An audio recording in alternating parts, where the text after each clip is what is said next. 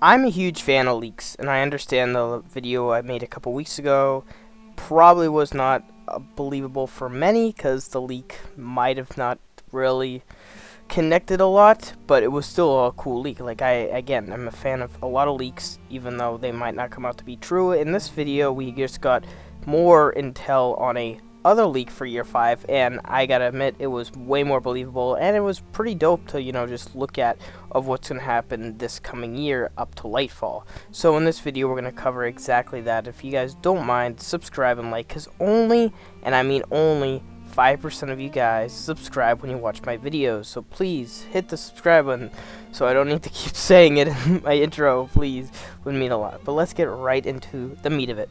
So now with Season of the Risen, basically narrative over, and we're getting ready for Season 17, which will launch on May 24th, we have this leak has covered the name for it being called Season of the Forgotten. This is a Vex season rotating around Rasputin and trying to get him in his exo body.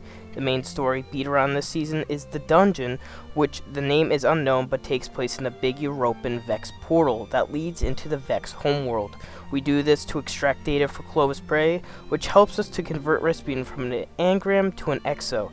The season pass exotic is a fusion rifle, basically a hard light with osmosis. Arc 3.0 will be coming with this season, some weapon crafting attunements, 2 PvP maps, one on Europa, one in the Throne World.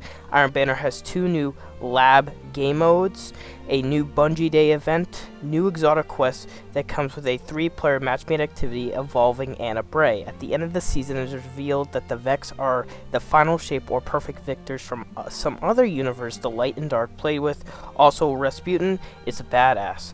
Now, this will be really cool because we do know that a lot of people are actually thinking about and have been all over the leaks that it's going to be a somewhat, Anna Bray Warmind season next season. So it would make sense to have, Anna Bray and have this happen. And of course, the last time we saw Anna Bray was like she evacuated off Mars when Beyond Light came along, and we haven't really gotten, more of the narrative story with Rasputin. So again, a season with it would be really cool, and I would love to see it. I don't know about Vex though, because I feel like we've been having a lot of Vex seasons, but if it's, cool and there will be like a dungeon and the narrative story is pretty good, then I don't mind for next season to be a Vex season, as well as there will be a dungeon, and Arc 3.0 with the Iron Banner changes do make a lot of sense. But yeah, that's a pretty dope season, and of course an exotic quest, pretty awesome. So yeah, that would be a cool season. Now that season will be, the next one, and it will be only 3 months, so that's like the short season of the year. Now the next season will be approximately 4 months, and it will probably start, beginning of fall, going into all the way to December, if I'm correct, called Season of the Return. Now the season starts with what tied to Season 16. Callus helps with the unfreezing of Aramis. Aramis was the boss in Beyond Light. As Callus and Aramis are chosen disciples of the Witness, although they were given those titles by the Witness only for grooming, the Leviathan appears over the skybox on Europa, and Aramis and Callus create a pack of some sorts, with them trying to select a new leader for the Scorn. The season revolves around us trying to pour some gas on the fire and disrupt this pack. We don't kill them like we always do because they are organized. Instead, we are trying to make a fight between them, with Mithrax and Satan helping us, unveiling the creation of a mini-insurrection prime.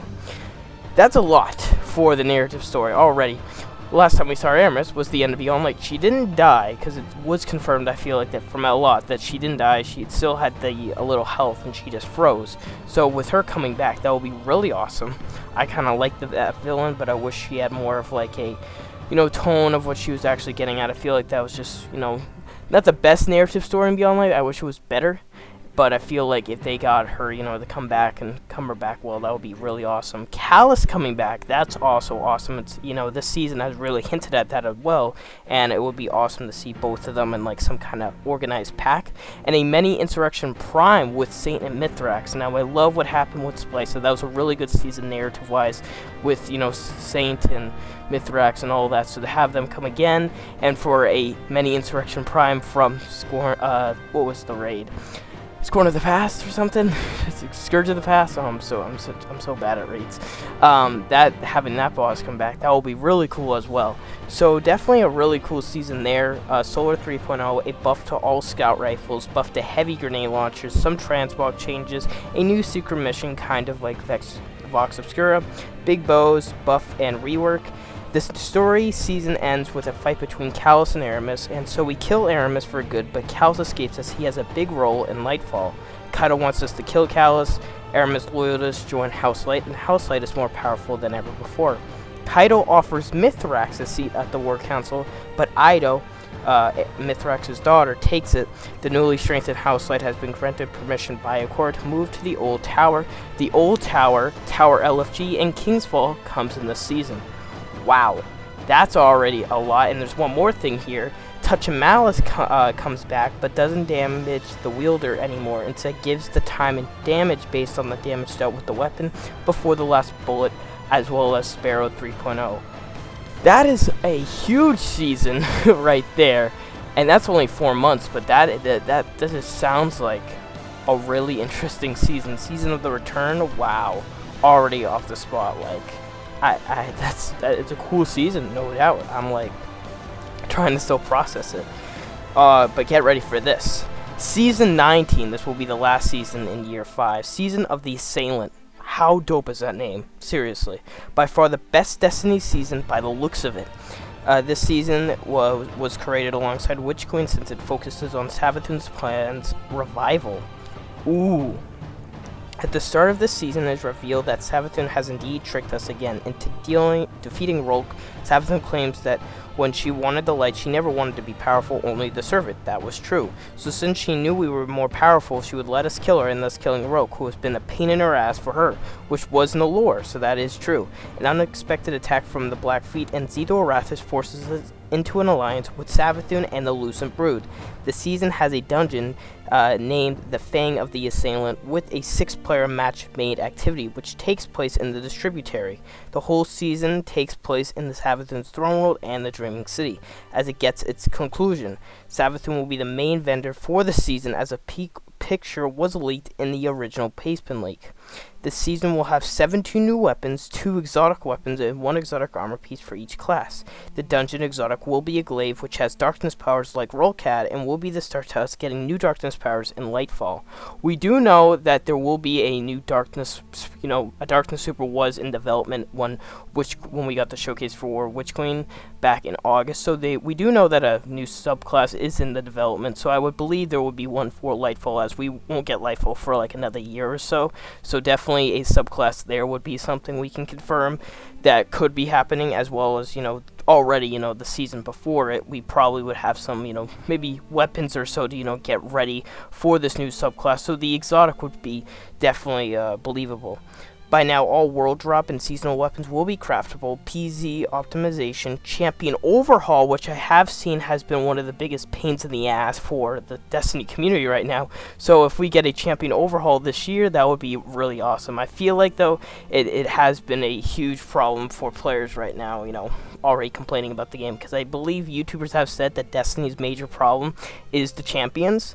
So that would be really cool to see that get overhauled. As well, the dungeon boss will be Zito Wrath, but she will definitely not die because she has a big role in Lightfall of becoming another disciple of the Witness. The season ends with the Witness wanting to take the Dreaming City and the Distributary, but Mara, Savathun, and the Guardians stop the taking of the Distributary. Mara dies as the final wish was the death of Marasov. Also, Petra and Crow are taking care of a baby Aramkara in the Distributary. The egg was saw in Season of the Lost.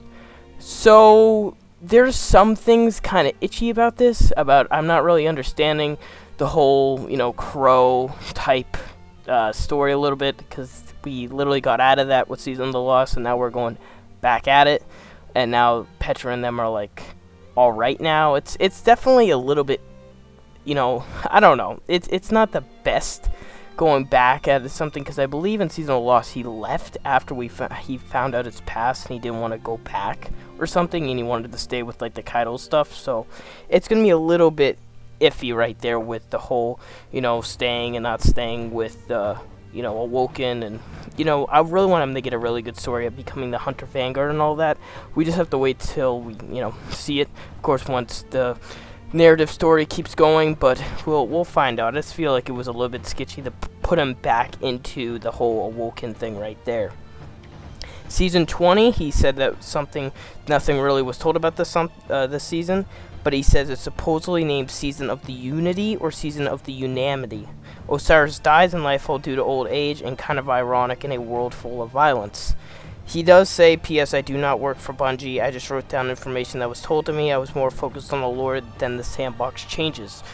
Definitely something just to be aware about, because we're getting 2 subclass changes, we're getting dungeons, we're getting tons of narrative story. There's so much to go down, and probably not a lot of this stuff was true, but could be, and definitely in a way, and I definitely think it would be, but we'll find out once we get closer to, season 17, 18, and 19.